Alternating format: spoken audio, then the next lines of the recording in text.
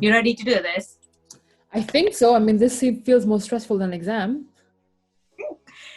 Don't be stressed. Just say whatever you want to say. I think I'm ready.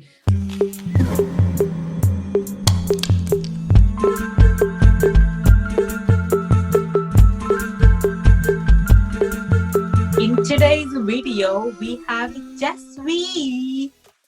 Hey everybody, my name is Jasvi Joseph. So today we are here to talk about arranged marriages, and I'll be asking Jasvi a few questions and she will be answering in her own way and answering potentially most of the questions that I got. And then it might be helpful to someone. You ready? Ready to jump in? So my first question, what did you think about getting an arranged marriage? Never. I mean, I surprised myself and probably a lot of people when I thought about, okay, I would like to create a matrimonial profile for myself and see where that goes to. So I was very surprised with myself as well. Yeah, so not something I expected. I think now I'm at that stage where I'm thinking, okay, I like the idea of marriage. It's something I would like for myself, but also a lot depends on the kind of person I meet. I think being able to have a stable, healthy relationship with someone is the most important, rather than just thinking, okay, I need to get married and that's it. But meeting the right kind of person and having a healthy relationship with them is priority number one. So what's your concern about marriage?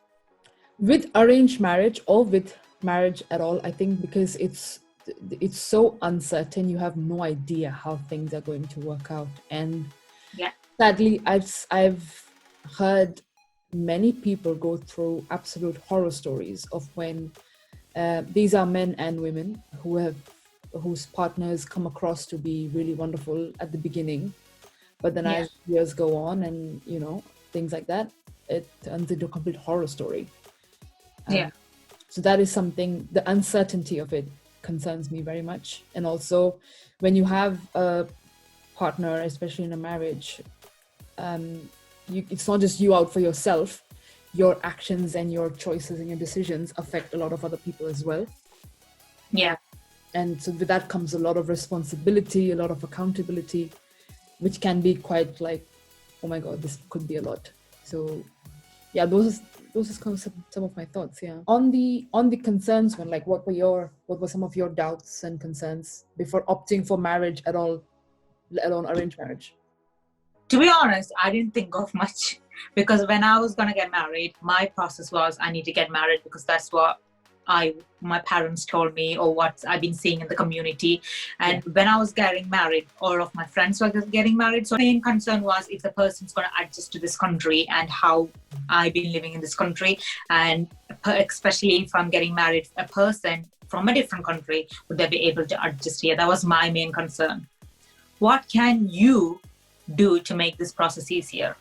Or what have you been doing to make this process easier? I created my matrimonial profile myself. I've had a fair amount of ownership in it. So I think what was important for me was to like make sure that my profile represents me pretty well.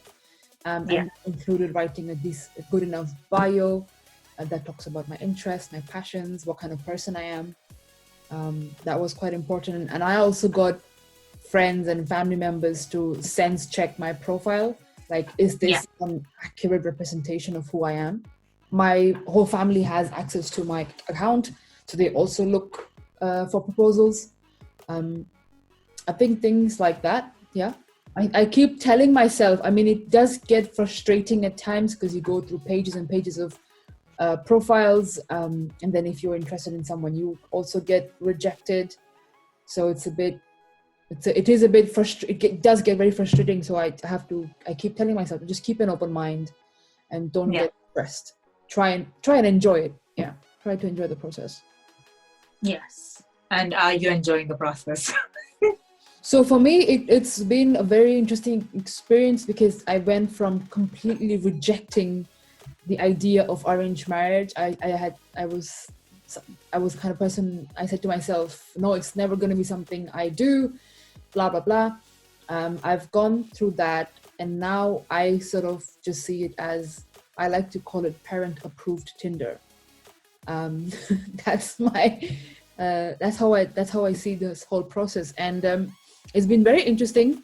I've learned a lot of things about myself actually through this process, how the way I interpret and understand people, what is important to me, what am I Yeah. looking for in a partner, and how other people see me, like absolute strangers. What have some of your key discoveries been through your arranged marriage process? I think I probably discovered a little bit about myself. Mm. I think that's the main thing. And I was like a very shy person to talk to Mm. people in generally. I didn't have much guy friends to talk to. So I was kind of like an introvert kid.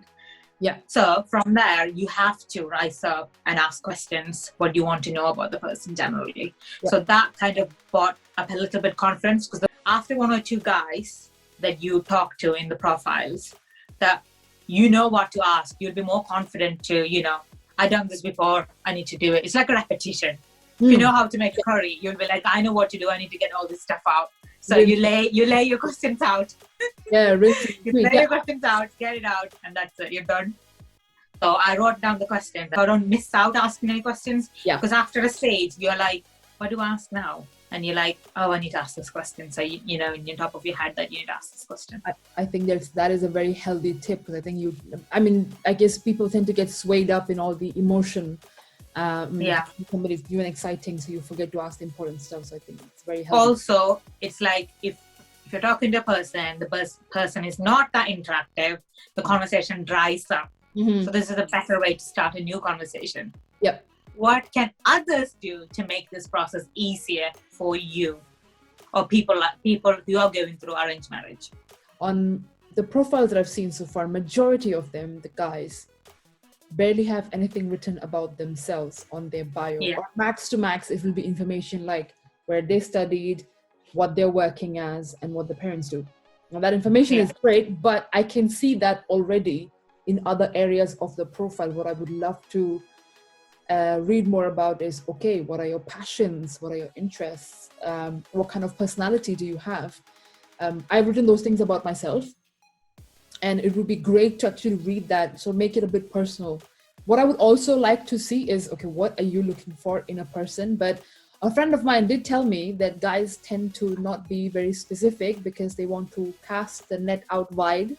That was the thing that was used. And I was like, okay, I understand that part, fine, whatever. But please, guys, write something in your bios about yourself, because I think that's the whole idea of this process. Because for me, it's very difficult to make a judgment just based on somebody's pictures, or just based on where they work and what they earn. Like, it's that those are not that important to me. So to be honest, one of the things that is important, even though it might be secondary for you, it might be the primary for your parents. Those things. So it's in addition to that, if they could also write what they like and the hobbies and stuff, that would be like make the process easier, and you get a quicker kind of filtration. It's like going through a catalog, isn't it? Yes. So my next question is, do you think the more open-minded and more educated you are, it's harder for you to find a person? Depends on I think it depends also on your expectations.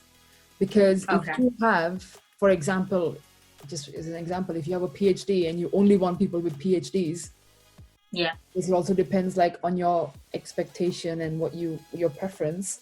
And for me, like, education and being open-minded are I see it as two very different things. I've met plenty of people who are very educated but very narrow-minded, and plenty of people who are not that formally educated but extremely open-minded. So I guess it's based a bit of preference, expectation, those things. But in my personal experience, I have found guys that I've spoken to, a lot of them, to not be as open-minded. Not majority, but a fair few. Based on my preferences, I mean, I think a basic university education almost everybody has these days. And I haven't had any preferences that, oh, this person must be educated to this and this level. That's not been like a thing, like a criteria for me.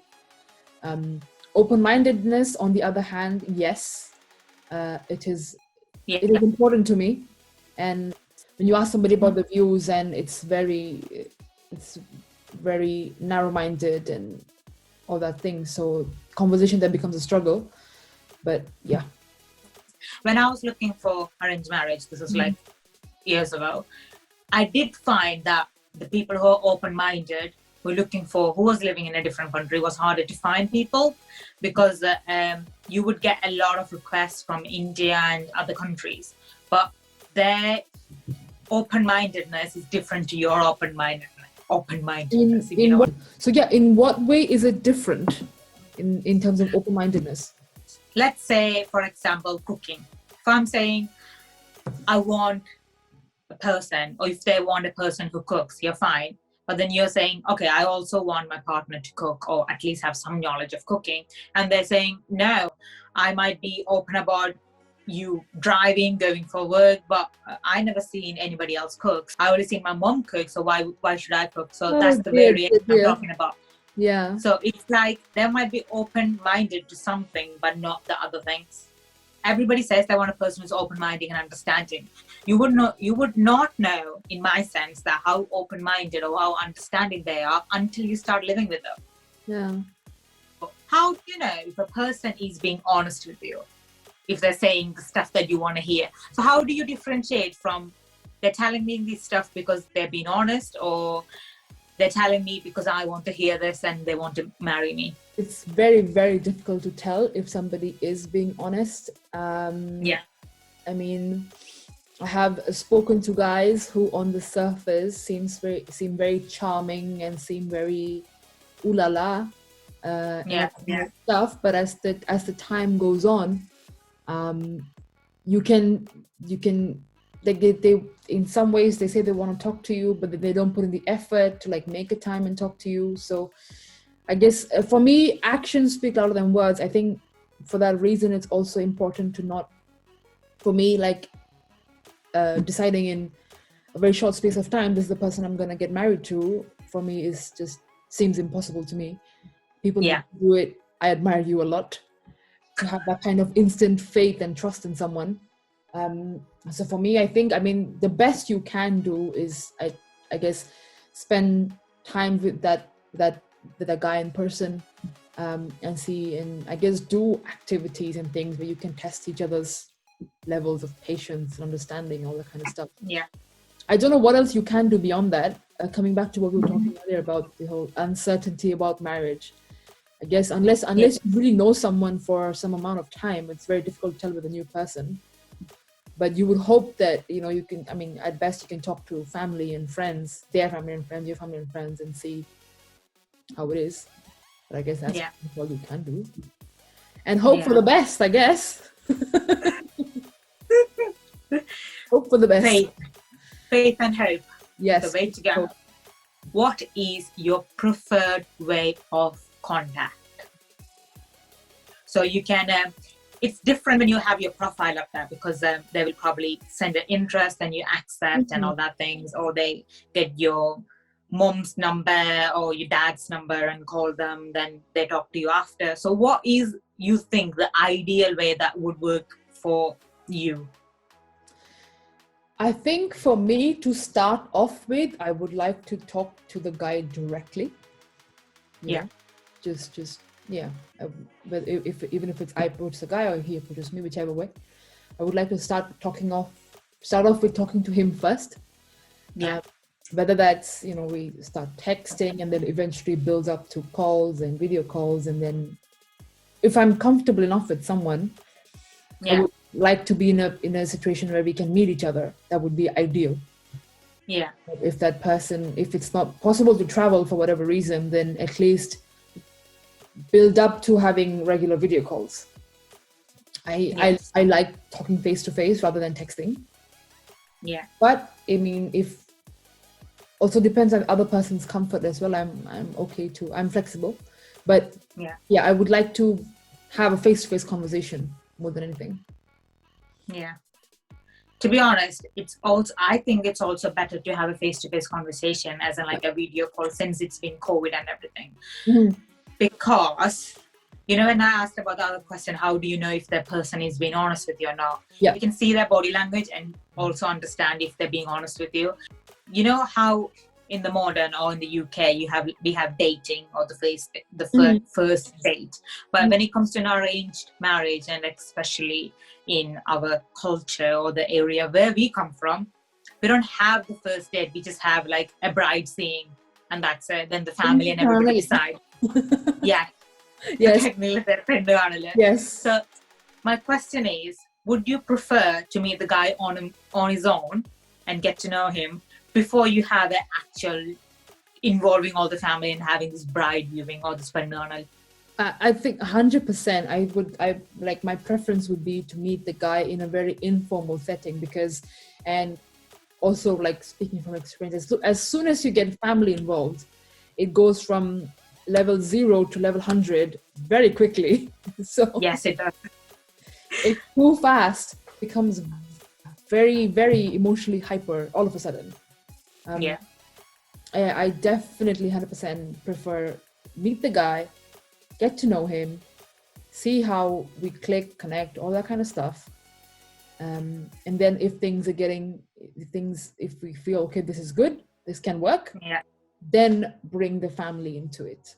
I think I might go as far as maybe ask getting my siblings to talk to the guy, and stuff. But I might even go up to there. But involving parents would come definitely a lot later, until I know that, okay, this is something decent. What are your thoughts on adding people on social media? Because most of these marriage websites or this, let's say, this media or this platform, you have to get paid to get the person's phone number or anything like that. So most other ways what people use it, they see their person's name and they search them up on social media, and that's become a normal thing to do now. So what's your thoughts on adding people on social media? I think it's okay. Yeah. But if you are messaging somebody, I mean, I've done it. I have messaged guys on Instagram and whatnot, being like, hi, saw your profile on this and this website. I just wanted to have a conversation. Good to connect. I have kept it simple, straightforward. But I've received messages from guys where, first of all, the message has been typed in very bad English, so it's already off-putting for me. And if you're gonna reach out to a stranger, at least write coherently, Yeah. So yeah, it's already written very bad English, and it might be autocorrect. Yeah, at least use autocorrect. I don't know. No, what I mean is when they type in like Manglish, it might be autocorrected to something else. Manglish, I can understand, okay? But this is like not Manglish. Like when it's like Manglish, even I make mistakes.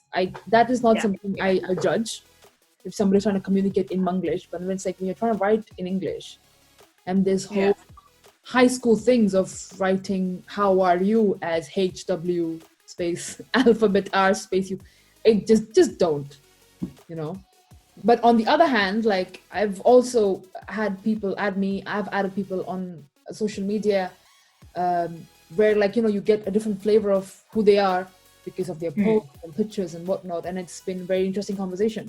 So it's been both, really. For my side, like I have added people, I have messaged people, and I've tried to keep it sensible and straightforward. What did you think? Like, did you want to like add people on social media, chat to them on social media? What was your take on it?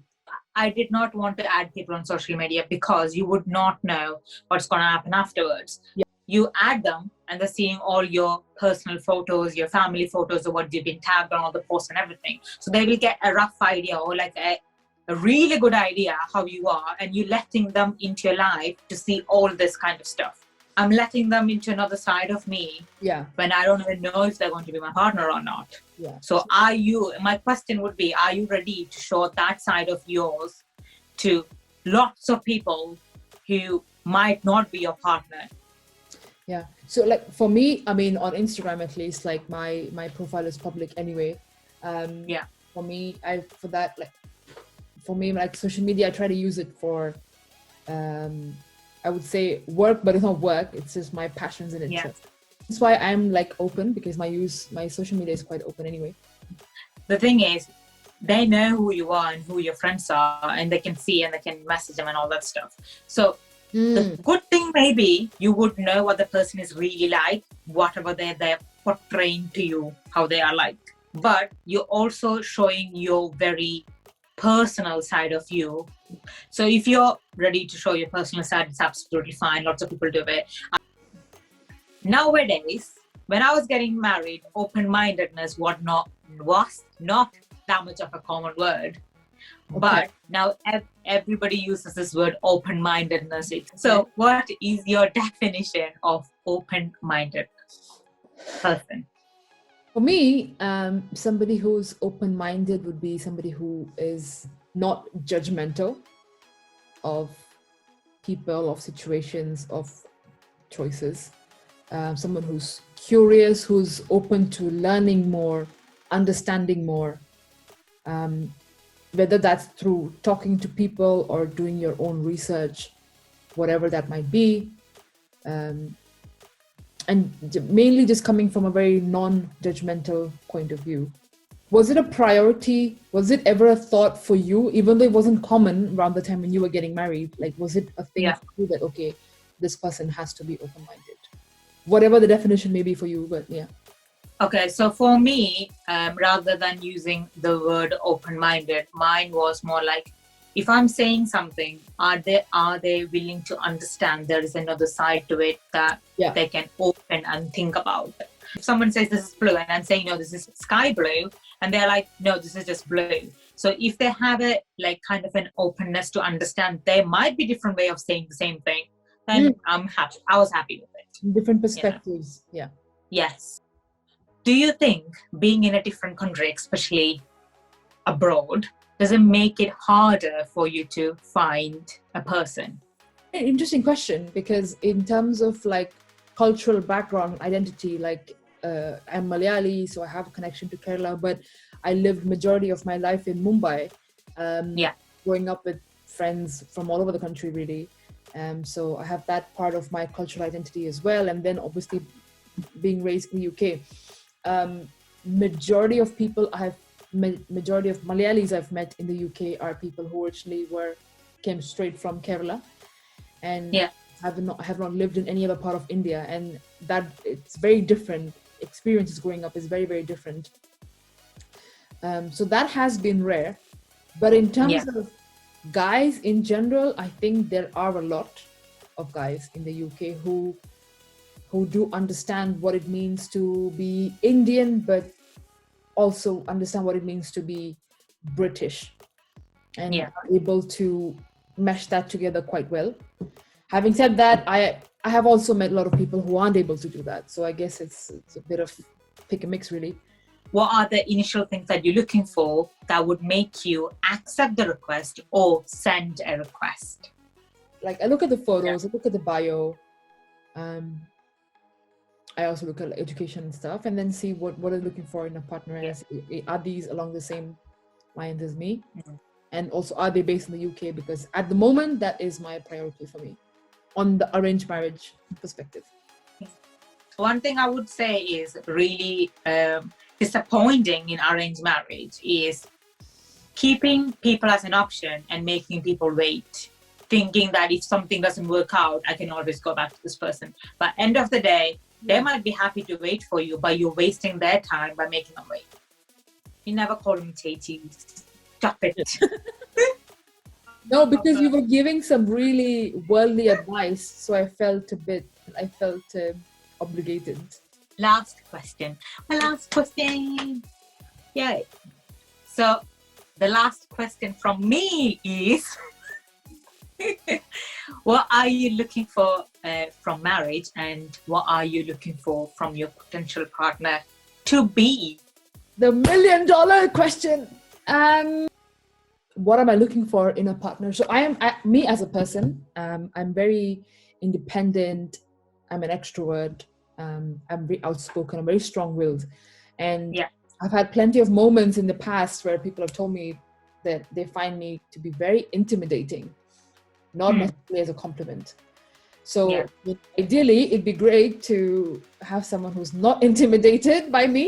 In the past, I've been attracted to people who have very similar personalities to mine, and somebody who loves to travel, somebody who's open-minded, that golden word we were discussing earlier. Expanding a bit more on the whole open-mindedness and that aspect, like two things that are very, very important to me, not just in a potential life partner. I think even if I meet people generally, is their responses to what are their thoughts on the LGBT community. Are they supportive or not? And secondly, what is their understanding of mental health issues? Yeah. Both of Can those. I ask a question on that? Yeah. Why are these two things important to you? When it comes to LGBT, I have some very close friends who are part of the LGBT community. Also, friends that have struggled with mental health issues, and I support them. And I've faced a number of mental health issues myself.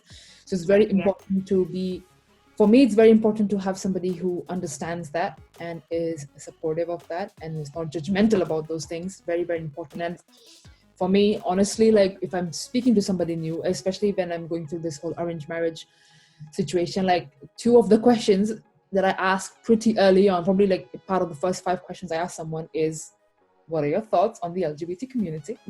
And what are your thoughts on mental health?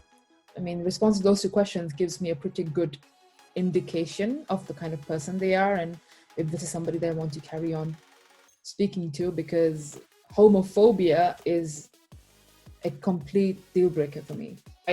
I might proceed to have maybe a discussion or conversation about it. Same with mental health. I'm a bit more not flexible, but a bit more understanding, a bit more soft around, because it's like, okay, it's not something that everybody knows of or has personal experience and that kind of stuff. So that is something I could still have a conversation about. But if that person is really judgmental about people with mental health issues or just mental health as a topic, that again I find very off-putting. So somebody who understands these 2 topics and is willing to learn more and all that kind of stuff is very important to me, actually. One thing I would add to what Jessie said is, because there are a lot of people who don't have friends, who never met anybody who he is from LGBT community or have aware of the mental health issues as well. There are nowadays, it's coming more and more common about the mental health issues and everything, and the LGBT community and people standing for it. But there are times when people had to hide the fact that they were from LGBT community. Yeah.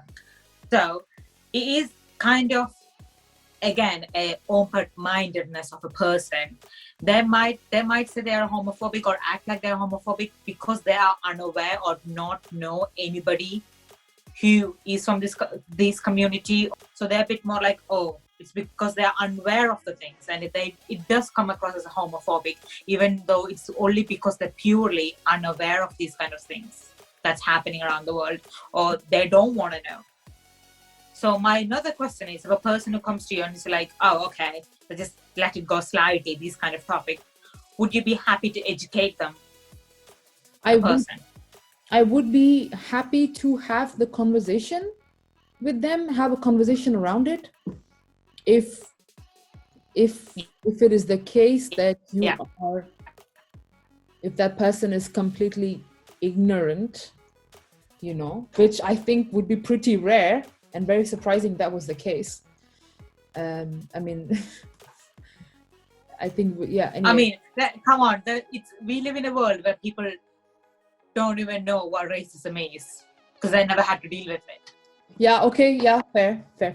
I mean, if that is the case, so, I would have a conversation with someone about it. But then, if they're open to learning more, if they're open to understanding and not being judgmental, then I would carry on having the conversation. I think I would be okay with that. Do you want to ask me some random questions? So when it came to like creating your matrimonial profile and whatnot, like what was your approach to it? Were you like, did you take ownership of it, or were you like, you want your parents to create it for you and then manage it? What was your approach? Okay, so my personal approach was I created the profile myself, added the pictures. I kind of went and see what was written in other profiles, so we'll get an idea of what's been written. Yeah, yes, market research. And but then bit more into the process, probably like a month in or 2 months in, I Yeah. kind of feel like, I need to add a bit more. So I would have a filtered process of profiles sending me requests rather than a lot of random requests. Yeah. You get me? Yeah. Yeah. So I did that. And one thing I also kind of made an effort on was updating my pictures. So if I had a recent picture taken, I would make sure that my profile is updated. And if I'm going to India, I write down that on my profile as well. So I would have a pattern. Yeah. So if I wanted to see someone in India, I could potentially, like, depending on a lot of bribes seeing, let's say. Yeah. Yeah. So I managed most of them. And if I liked someone, mom and dad also had the account and the password, so they would go in and check someone.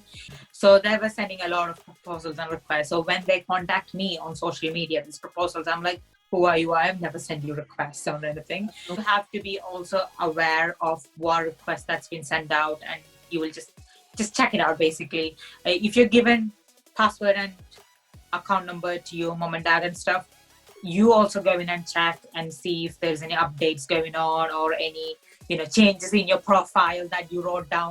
I think I think guys and girls, like, take ownership of your matrimonial profiles. I can understand like the stigma and this whole kind of I've had to resort to arranged marriage. I can understand that kind of mindset, but I mean, at the end of the day, you're looking for your future life partner, so take ownership. Like, what information about you is on there? Is it representing you accurately?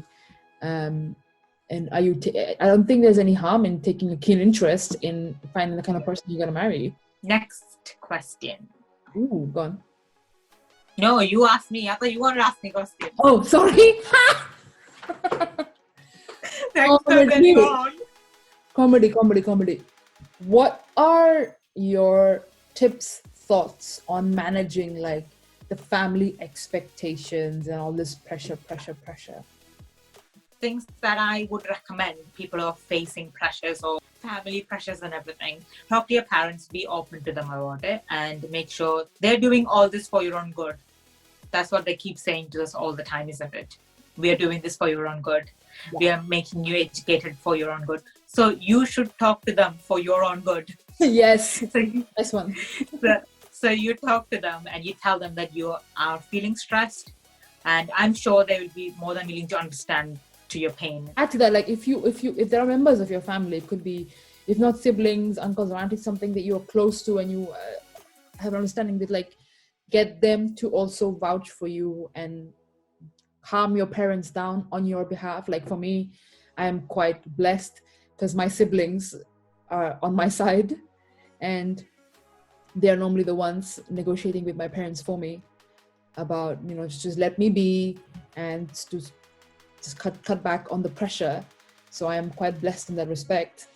And in any case, I have a very good understanding with my parents that, okay, I'm not going to just be forced into a situation and it's going to take as long as it takes till I find the right person. I've made that very clear. It's not something I want to rush into.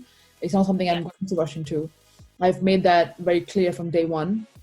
And I think it's taken a lot of conversations, a lot of repeated conversations to get that. It wouldn't be like one conversation and I agree with you. You have to keep going. You have to keep telling them how you're feeling. Yeah. Hang in there, guys. So do that. Hang in there. So that's one thing. Another thing I would say is take a break. Like also in my previous video, I think Remy talks about it as well. Like take a break. Like, don't go on these sites. Don't go on your social media at all. Because other people being married and seeing their kid's picture might get you a little bit more sad.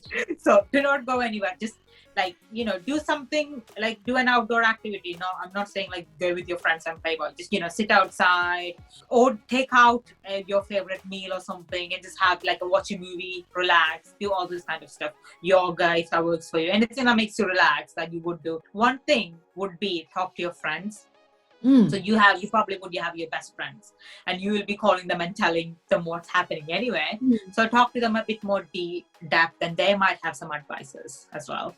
And then as you said, siblings. So in my case, it was my siblings was there all the time, helping me out and talking to mom and dad on my behalf. Yeah. Kind of a thing. Yeah. So it works. Yeah. Siblings, friends, be supportive. Thank you. You know who you are. Yes, please. Anything else you want to ask me? I think that was about it, really.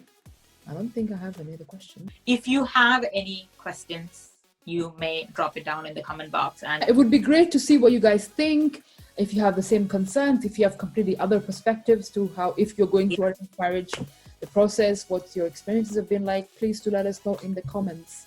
We did this video on mainly English because there are people who does not understand Malayalam who want to do arranged marriage. So this would be a good idea for them to watch this video as well. That's why, because my other video both of my other videos was in Malayalam. So if people does not understand Malayalam and opting for an arranged marriage, they would not have a clue what we're talking about in other videos. Yes. To be honest, there are a lot of people who are hesitant to talk about these things because you are potentially a person who's looking for a marriage and you don't want, yes. But so I want to thank you for coming in when I asked you to do this video, and you were pretty interested and you were like, I'm up for it. You call me whenever you want. We'll do this thing together. I haven't seen anybody in over a year. I need social contact. I would say thank you for coming in and talk about it. It's, to be honest, when I went through arranged marriage, there's no one talking about it because all you see is people saying I'm looking for an arranged marriage and them getting married. That's it. You don't see anything in between. So I want these videos to be in between, like a viewpoint in between and people's perspective as well. Thank you, Justy, for coming in. Pleasure. I think, there is a lot of, shame and stigma attached to the concept of arranged marriage. I think that's mainly to do with people's expectations, and it's almost like the last straw or the last thing method you resort to. It doesn't have to be like that. I think that comes a lot from to have fun with it, to make it your own experience. Like we were talking about earlier, take ownership of your profile, take ownership of the people you're speaking to, and yes, absolutely, the blessings of your family members and your parents, all of that matters a lot. Yeah, it's an option. It's not bad. It's just different. It's just a different way of getting to the same goal. Yes. It's been a pleasure talking to you. Thank you for having me on board as part of this. I think we covered a lot of interesting ground. I think for you who's already been through arranged marriage and then got married, and me coming in as a complete newbie, it was a great conversation. Thank you so much. Just to conclude at the end, it's just a chit chat between two people talking about arranged marriage, and she was sharing her perspective and also was sharing our opinions and our thoughts. There is, it is different from person to person and perspective to perspective. Everybody's different. We all understand that. So it's just our video, our perspective and our thoughts. And if you have any other suggestions or any other questions that you think would be better, you can always write it in the comment box. And if you have questions for Jasvi or questions for me, drop it down in the comment box and she'll be checking it every day to make sure if there's a question for her. Hour, mate, every hour. Dedication. Guys, also please like, share and subscribe to Trial Error for many more such interesting chit chats and videos. Thank you for everybody who's watching, and thank you Justy for coming in. And if you have any questions, please drop it down. Obviously this was informative or fun for you to guys watch as well. Yeah, please give feedback. It would be great to know. Bye. Bye. Can I speak? Yeah, can I speak? You speak away. അതുകൊണ്ടാണല്ലോ ഞാൻ വിളിച്ചപ്പോ നീ വന്നത്. ഞാൻ എന്നോട് സ്നേഹം ഉണ്ടായിട്ടൊന്നും. എന്റെ nails കണ്ടു കഴിഞ്ഞാൽ ഇങ്ങനെ കിളി പല്ലില്ലേ? Ask me stuff back and I will answer. Actually, honest people, honest. Even if the truth hits you like a bullet. Of course you do, because you're like a confident person. So you come across very confident person. Yay! Edited pictures, because you do it. Don't lie, we all edit pictures. Yeah, we all do it. I agree. And you put your perfect pictures on your profile, which is good. Maybe. Because what you do, if you want them to send you requests, don't you? So you put your prettiest pictures. What's the name of your YouTube channel? Tralala? Tralala. I was just gonna say like, share and subscribe thing, but I'll say that at the end. Malayalam is very bad. So your Malayalam is not bad. It's shocking. Just for reference, she can speak Malayalam very well. No, I cannot, guys. She's lying. ഞാൻ മലയാളത്തിൽ സംസാരിച്ചാൽ ആൾക്കാർ എന്നെ ചെരുപ്പ് I can speak in Hindi very well. Yes. So ഇവള് multilingual ആണ്, അതുകൊണ്ട് ഞാൻ ആഡ് ചെയ്യാൻ മറന്നുപോയി. So she can speak in Hindi, Malayalam and English, and she can understand Tamil, and അവള് വേണമെങ്കിൽ Chinese-ഉം Korean ഒക്കെ വേണമെങ്കിൽ പഠിക്കട്ടോ as well. I think we need to end this conversation right now.